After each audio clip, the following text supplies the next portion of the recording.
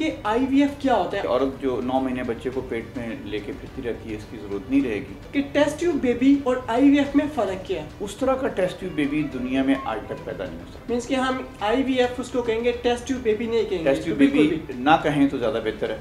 IVF में हम ये करते हैं, पहले औरत को कुछ इंजेक्शन लगाते हैं एग्स मैच्योर करने के लिए। जब उनके एग्स मैच्योर हो जाते हैं तो फिर हम एग्स निकाल लेते हैं। अस्सलाम वालेकुम नाज़रीन, मैं हूं डॉक्टर माजिद खान। आप देख रहे हैं प्रोग्राम हेल्थ ऑनलाइन।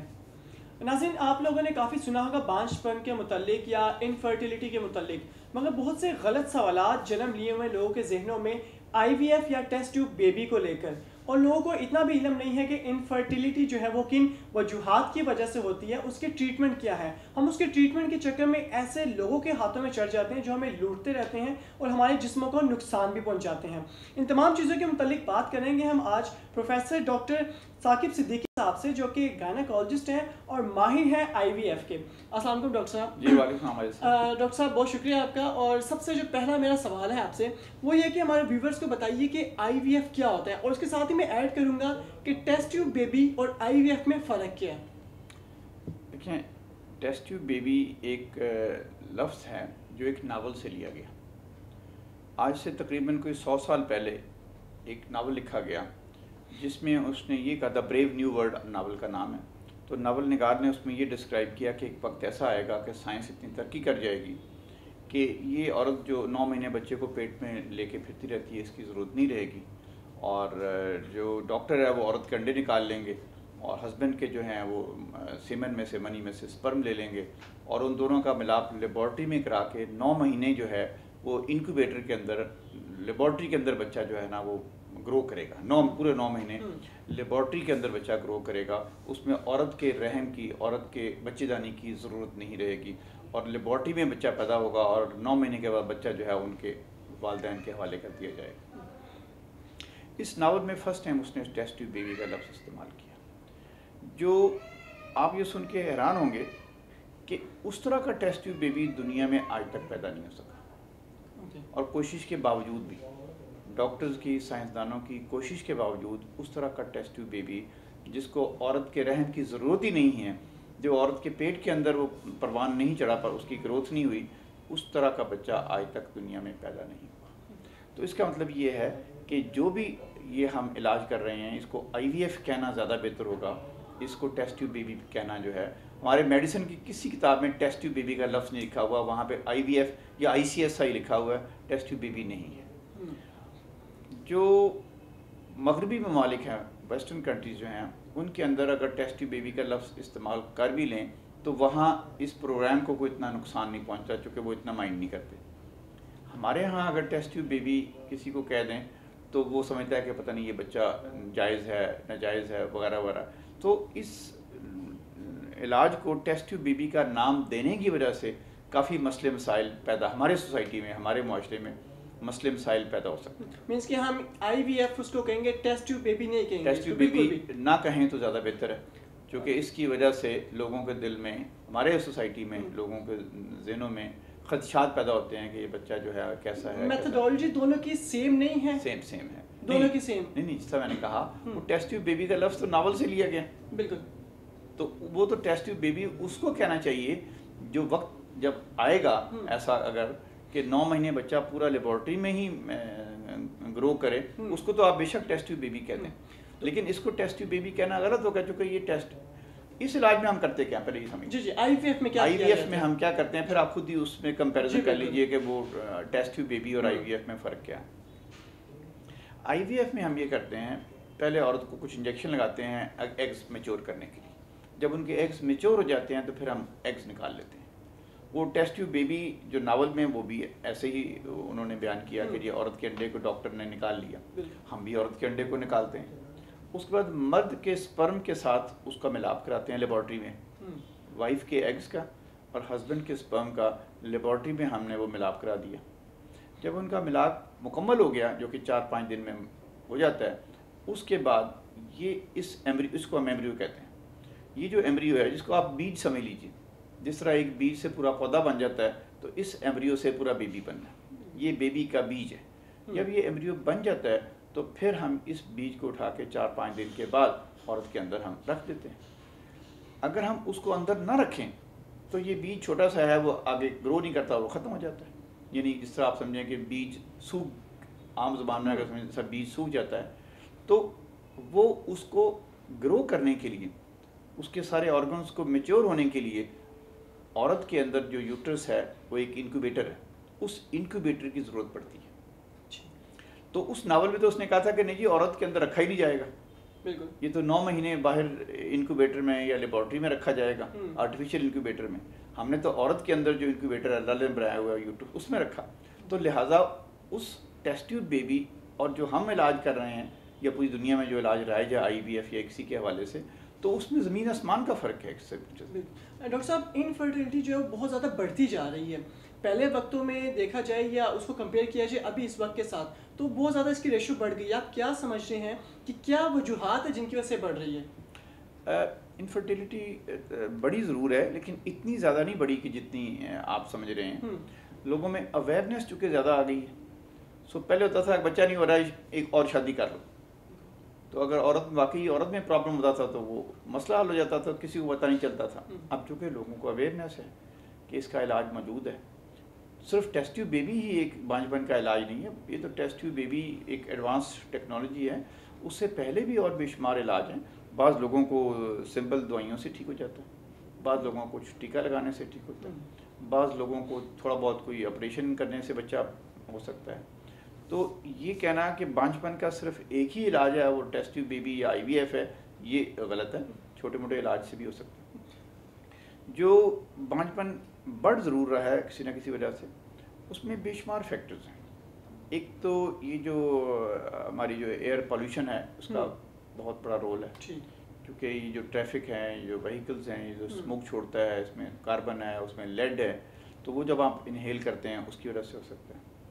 फिर जो पेस्टिसाइड हैं, जो फसलों पे छिड़काव करते हैं, अद्वियात जो हैं, जो लोग ये अद्वियात स्प्रे करें, तो उनको अगर लोग सुन रहे हैं, ज़मींदार हजरात अगर ये सुन रहे हैं, तो उनको जो स्प्रे करते हैं उनको अच्छी तरह मास्क, बल्कि बहुत सारे मास्क जो हैं पहन के, या जिस तरह वो उनका कोई कपड़ा लेके मोटा सा वो कवर करके, आँखों पे गॉगल्स पहन के, या वो जो जिस तरह ये डॉक्टर्स रात कोरोना का मरीज़ का इलाज करते हैं ना, वो फेस स्क्रीन पहन के, तो वो अगर स्क्रीन पहन के स्प्रे करें तो ज़्यादा बेहतर है। तो इस तरह के और बेशुमार वजूहात हैं। खाने पीने के हमारी आदत बड़ी बदल गई हैं, हमारे रहन सहन के आदत बदल गए हैं, हम रात को जागते हैं, दिन को सोते हैं, जंक फूड का इस्तेमाल बहुत बढ़ गया है। तो इन सब वजूहात की वजह से ये बांझपन जो है ना। डॉक्टर साहब, हमारे माशरे में ये कंसेप्ट है कि ज़्यादातर लोग समझते हैं कि इनफर्टिलिटी सिर्फ वुमेंस में होती है। तो हमारे देखने वाले व्यूवर्स को बताइए कि क्या ये सिर्फ वुमेंस में ही होती है या मेंस में भी होती है? डॉक्टर साहब, आपने बहुत ही अहम सवाल किया। तो मुझे सबसे पहले इसी को एड्रेस करना चाहिए था कि अगर कोई कपल है, उनकी शादी को 1 साल से ज़्यादा हो गया है, चलें अगर यंग हैं तो 2 साल तक बेशक इंतज़ार कर लें, और उसके बाद अगर वो औलाद की ख्वाहिश रखते हैं और कोई कॉन्ट्रासेप्शन वगैरह यूज़ नहीं कर रहे, तो मेरा ख्याल में सबसे पहले मर्द को अपना टेस्ट कराना चाहिए। क्योंकि मर्द का एक जो मादे का टेस्ट है, सीमन का टेस्ट जो है, वो बेशुमार इन्फॉर्मेशन हमें दे देता है। दूसरी तरफ अगर औरत के इन्वेस्टिगेशन या टेस्ट कराएं तो उसको हर प्रॉब्लम के लिए सेपरेट टेस्ट है। अंडा बनने के लिए देखना है, अगर अंडा बन रहा है कि नहीं बन रहा तो उसका और टेस्ट है। उसके बच्चेदानी का मुआयना करना है तो उसका और टेस्ट है। उसकी ट्यूबों का मुआयना करना है तो उसका और टेस्ट है। बाज़ दफ़ा उसका लेप्रोस्कोपी करनी पड़ जाती है, हालांकि ये किस्म का ऑपरेशन है, वो कैमरा पेट में डाल के हम चेक करते हैं, तो वो बेहोश करके ऑपरेशन थिएटर में जाना पड़ता है। सो एक इन्वेसिव प्रोसीजर है। सो अगर मर्द को प्रॉब्लम निकल आया है तो औरत के खाम आप लेप्रोस्कोपी कर रहे हैं या ऑपरेशन कर रहे हैं या इतने टेस्ट कर रहे हैं, सो पहले उसका इलाज करना चाहिए। सो मेरी ये जितने भी नाजरीन हैं उनको ये दरख्वास्त होगी, अगर वो सुन रहे हैं मरीज़ खुद या उनके कोई अजीज़ कारब में, तो सबसे पहले मर्द को अपना टेस्ट करना चाहिए। मर्द अपना टेस्ट कराने से बाज़ दफ़ा घबराते हैं। वो ये समझते हैं कि अगर मुझ में कोई फॉल्ट आ गया तो मेरी कोई बेइज्जती हो जाएगी। एक मिसकॉन्सेप्ट ये भी है कि मर्दाना बांझपन का इलाज नहीं है। सो जदीद साइंस में ये एक बात समझ लीजिए कि हर किस्म की बीमारी का इलाज मौजूद है। तो अगर कोई प्रॉब्लम निकल आए तो उससे घबराना नहीं है, तो उसका इलाज करें। और वो काबिल इलाज बीमारियाँ हैं, मे भी कोई 2-3% ऐसी बीमारियाँ हों जिनका इलाज नहीं है, लेकिन मेडिकल साइंस में बेशुमार ऐसी प्रॉब्लम्स हैं मर्दाना बांझपन की जिनका इलाज मौजूद है।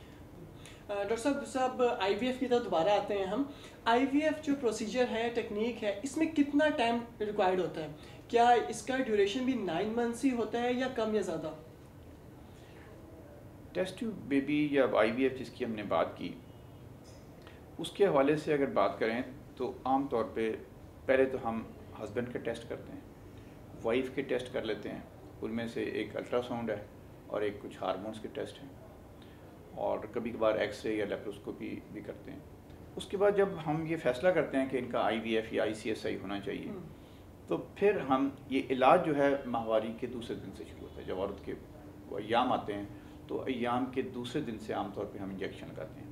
वो इंजेक्शन 10-12 दिन जारी रहते हैं, और इस इलाज में हस्पताल में दाखिल होने की कोई ज़रूरत नहीं होती। महल में 4 या 5 विज़िट में इलाज मुकम्मल हो जाता है, और इस 10-12 दिन के दौरान उनका हम स्कैन करते हैं, TPS इसको कहते हैं। उसमें देखते हैं कि क्या ये जो इंजेक्शन लगा रहे हैं हम एग्स बनाने के लिए, तो क्या एग्स वाकई बन गए हैं, और अगर एग्स बन गए हैं तो फिर इंजेक्शन स्टॉप कर देंगे। फिर अगला स्टेप जो है जिसमें हम उनको एनेस्थीसिया दे के, औरत को एनेस्थीसिया दे के उनके हम एग्स निकालते हैं। सो औरत के एग्स निकालने के लिए एनेस्थीसिया देना पड़ता है। मर्द का तो वो अपनी तरीके से वो जो है मास्टरबेशन से सीमन हमें दे देंगे। तो अब हमारे पास लेबॉर्ट्री में वाइफ के एग्स आ गए, हस्बैंड के स्पर्म आ गए, और उनके ये जो गैमीट्स हैं हमने ले लिए और उनको घर भेज दिए 4-5 दिन के लिए। जिस तरह मैंने पहले अर्ज़ किया कि ये प्रोसेस जो है 4 या 5 दिन का है। इन 4-5 दिन में हमने वो स्पर्म और एग्स का मिलाप करवा के, फर्टिलाइज़ करवा के, तो एम्ब्रियो बनाने हैं।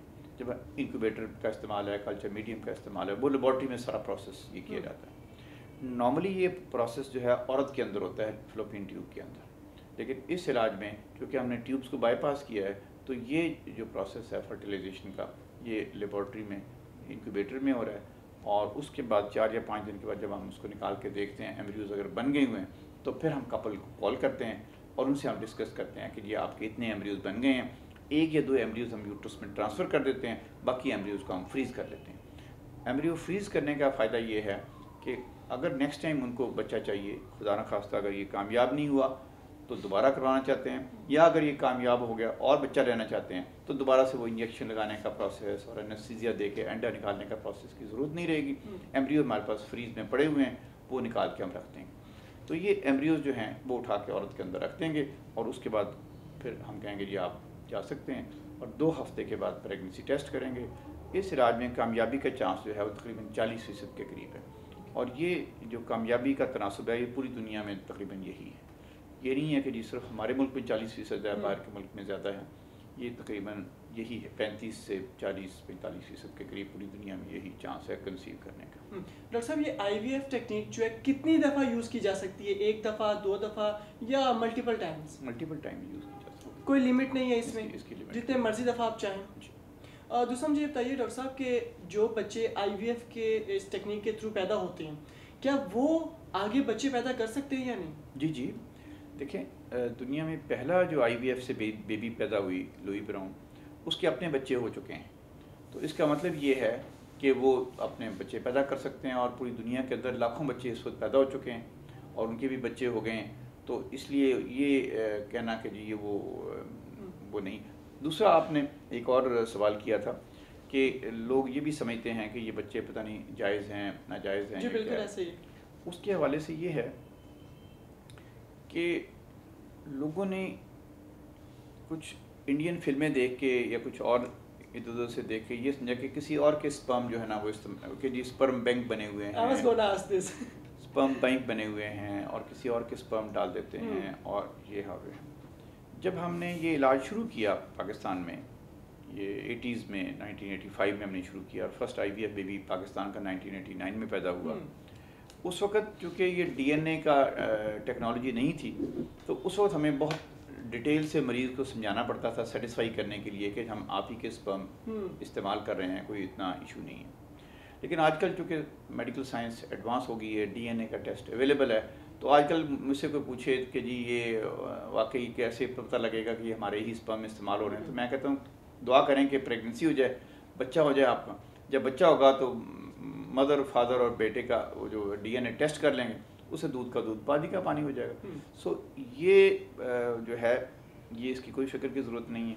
पाकिस्तान में मैं सिर्फ अपने सेंटर के हवाले से नहीं, पूरे पाकिस्तान के जितने भी IVF सेंटर्स हैं उनके बिहाफ पे मैं ये बड़ा अल्ल ऐलान ये बता रहा हूँ कि हमारे पाकिस्तान में कोई भी ऐसा सेंटर नहीं है जो डोनर स्पर्म इस्तेमाल करते हैं। जिस तरह उन्होंने लोगों ने सुना होगा बाहर के मुल्कों में डोनर स्पर्म इस्तेमाल करते हैं, जी बिल्कुल। तो पाकिस्तान में तो सारे के सारे जो है ना वो हस्बैंड के स्पर्म ही इस्तेमाल करते हैं।